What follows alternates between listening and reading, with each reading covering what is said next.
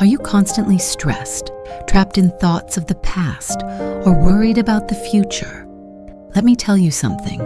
I was there too.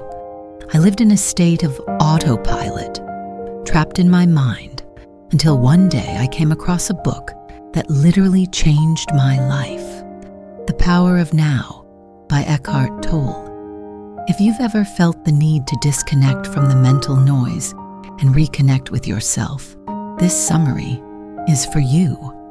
So stick with me, because in the next few minutes, I'll not only explain the key ideas of the book, but I'll also share how to apply these concepts to live with more peace, joy, and clarity. Why do we need to live in the now? Think about it for a moment. How many times a day is your mind anywhere but in the present? Maybe you're reliving a past argument or imagining a future full of what-ifs.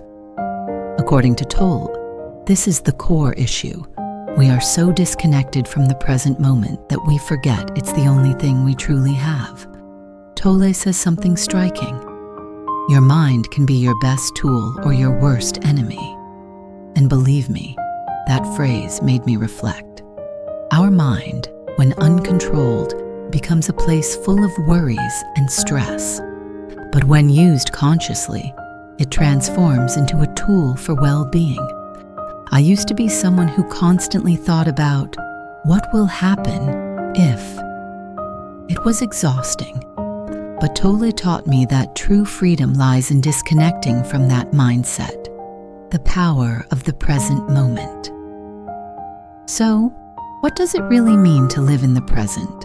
It's not about ignoring the past or stopping future planning, but learning to be here and now. I propose something. Take a pause, take a few seconds, close your eyes, breathe deeply, and feel the air entering and exiting your lungs. In those small moments of mindfulness, you're connecting with the now. Tolle explains that when you're present, something magical happens.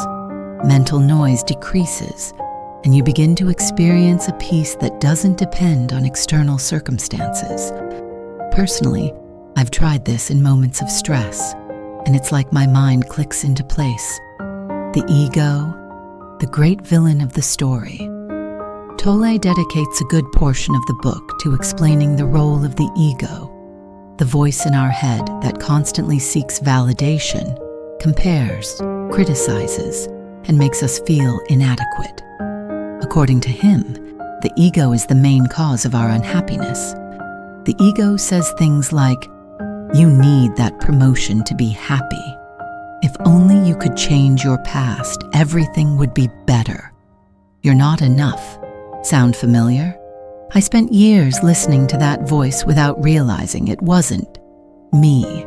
And here's the trick. When you realize that you are not your mind, the ego loses its power. Tolle suggests that you observe your thoughts as if they were clouds in the sky. Don't try to fight them, just let them pass. This practice, though simple, is incredibly powerful. The pain body, healing from the now. Another revolutionary concept in the book is the pain body. It's the accumulation of unresolved negative emotions we carry inside, almost like an emotional backpack. For example, have you ever overreacted to something small, like an innocent comment? That was probably your pain body activating.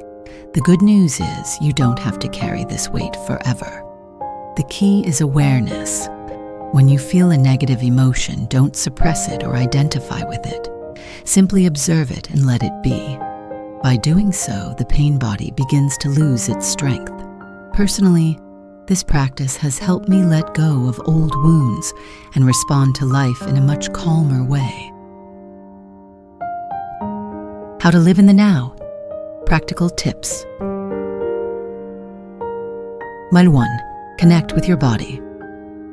Eckhart Tolle tells us that the body is a direct gateway to the present moment. Why? Because while your mind tends to wander between the past and the future, your body is always here, in the now. How to do it. Close your eyes for a moment and direct your attention to your body. Feel the energy flowing in your hands, feet, or even in your chest. Don't think about it, just feel it. Start with something simple. Notice the beating of your heart. Feel the pressure of your feet against the ground. Observe how the air flows in and out of your lungs. By focusing your attention on these sensations, you temporarily silence the noise in your mind. This not only helps anchor you in the present moment, but also reduces stress, improves concentration, and connects you with a sense of calm and inner vitality. Try this whenever your thoughts overwhelm you, even if it's just for 30 seconds. It's a simple yet powerful reminder that you are alive right now.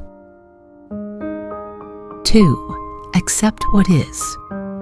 Resistance is one of the main causes of suffering, according to Tolle. Many times we mentally fight against what is happening. This shouldn't be happening. Or, I wish things were different. But that resistance doesn't change reality. It only drains us emotionally. Accepting what is does not mean giving up or refusing to improve your situation. Instead, it means recognizing the moment as it is, without judging or fighting against it. When you accept life rather than resist it, you free up energy to act more clearly and effectively. For example, if you're stuck in traffic, instead of getting frustrated and mentally battling something you can't change, take a deep breath and accept the fact that you are there. This allows you to respond calmly, perhaps enjoying the music or using the moment to reflect. If you're facing a bigger challenge, like an argument with someone, acceptance can help you pause and respond with clarity rather than react impulsively. Remember, acceptance is not passivity. It's the first step toward conscious and effective action. 3. Take conscious pauses.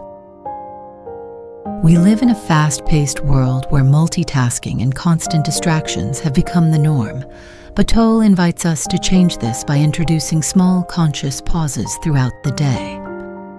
How to do it? It's simple. Stop for a few seconds, wherever you are, and simply become aware of your breath or your surroundings. For example, when you wake up, before getting out of bed, take a moment to feel your body and your breath.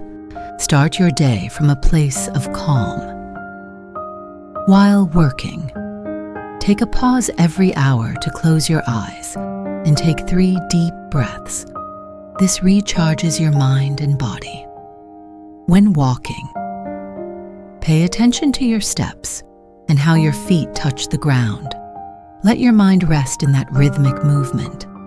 These conscious pauses don't take much time, but they have a profound impact. Gradually, they train your mind to return to the present moment more frequently. 1. Final reflection on these practices.